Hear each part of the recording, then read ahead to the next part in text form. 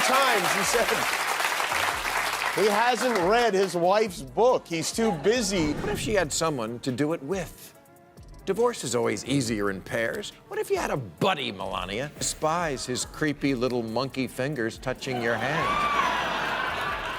Trump says his family life is perfect. But what if I told you Jimmy Kimmel just exposed the biggest lie yet? Brace yourself for a comedy roast that'll make you question everything you thought you knew about the Trump dynasty. From separate bedrooms to Melania's secret escape plan, Kimmel's takedown is so brutal, it'll leave you wondering how Trump's ego survived. I just wrote a book called Melania. Go out and buy it. It's great.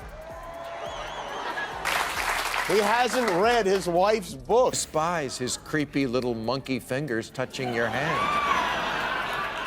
Mad King who has his wife locked in a tower, but it's literally called Trump Tower. Stick around to see why the Mad King is losing his cool over this epic verbal beatdown. Before we move on, I'd like to ask you a small favor. If you appreciate this content, please take a second to like this video and subscribe to the channel. Over 98% of you watch the videos without subscribing. It costs you nothing, but it makes a huge difference to us. So did you click the subscribe button? Great, thank you so much. Now back to the video. Trump's been at it again, telling everyone his family life is as perfect as his hair. She's like a Slovenian Rapunzel. Rapunzel, Rapunzel. You know you wanna. Your unhappiness is obvious. Just tell him I'm leaving you and I'm taking our child. He would be stunned. We have a child. But our comedy heroes Jimmy Kimmel and Bill Maher aren't buying what the Mad King's selling. These two funny guys are like David taking on Goliath if David had a wicked sense of humor and Goliath had really small hands. So there's Trump bragging about how he and Melania never fight and she always agrees with him. Yeah, right. That claim's about as believable as his natural tan. There's nothing keeping me here. I can't love what you have become, and I found where you hid my passport. Maybe if you left him for another man, especially if that man was Mexican, would go if he had to see her in the press all the time? The Trump divorce, how Melania lost 200 pounds of flab. Kimmel couldn't resist taking a swing at that softball. He quipped, Trump says he and Melania never fight. Of course they don't. You can't fight with someone who's not there. Ouch. Looks like someone's noticed the First Lady's tendency to vanish faster than Trump's hairline in a strong wind. Trump must do what dozens of buildings around the world have done, and you two have a lot in common. Your husbands are ruining the world. $100,000 Trump watch.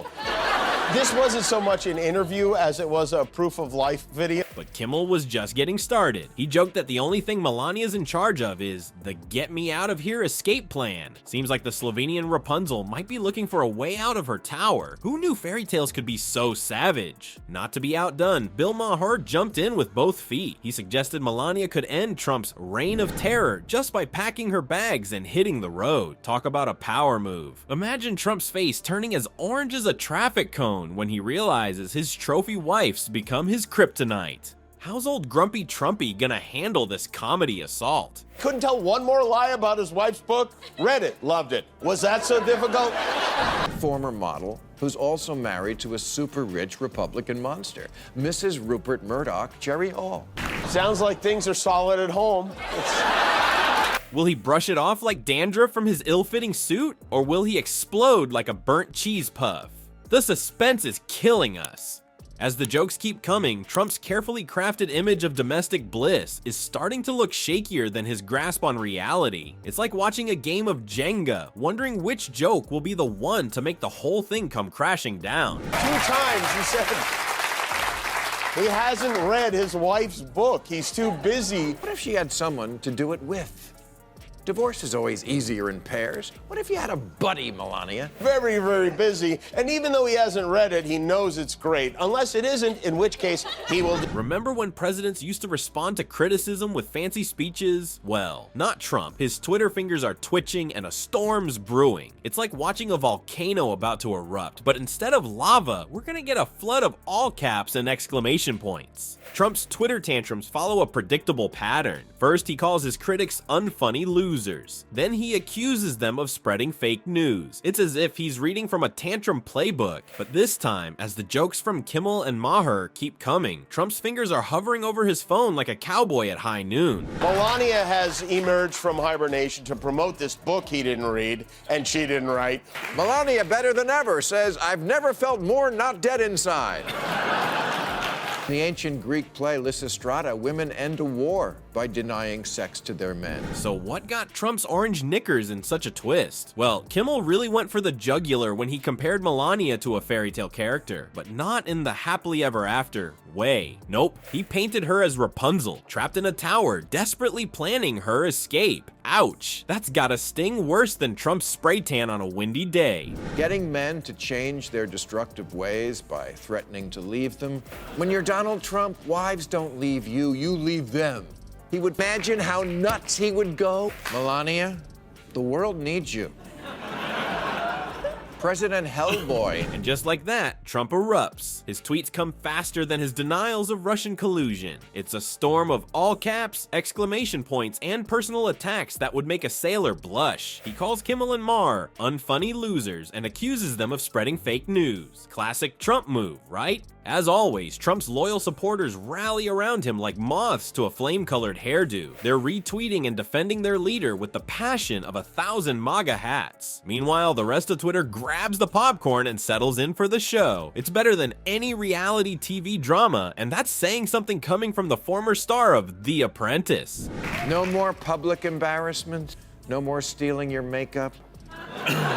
So kick him to the curb. Slap away that hand for good. So, girls, you gotta step up.